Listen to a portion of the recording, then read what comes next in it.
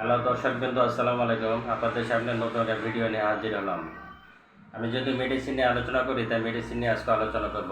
মেডিসিনটার নাম হচ্ছে সেফেজিম ফিক্সে একটি ফার্মাসিউটিক্যালের ফিক্সে সিরাপ।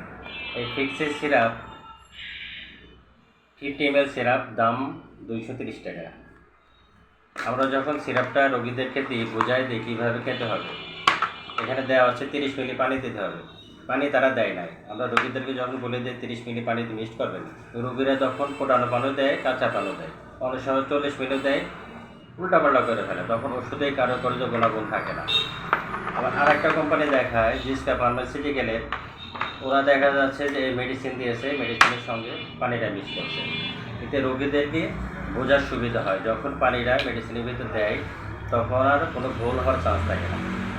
তাই আমি রিকোয়েস্ট করব অন্য কোম্পানিদের ক্ষেত্রে, আপনারা অবশ্যই মেডিসিনের সাথে পানি দিয়ে দেবেন, এতে রোগীদের যাতে কোনো সমস্যা না হয়। আর আরেকটা জিনিস, সেটা হচ্ছে যে দাম, একটি ফার্মাসিউটিক্যালের যেটা দাম করছে 230 টাকা, একই ওষুধ অন্য কোম্পানি জিসকা ফার্মাসিউটিক্যালে সে করছে 195 টাকা। তাই আমার মনে হয় ওষুধের মধ্যে বৈষম্য থাকা উচিত নয়।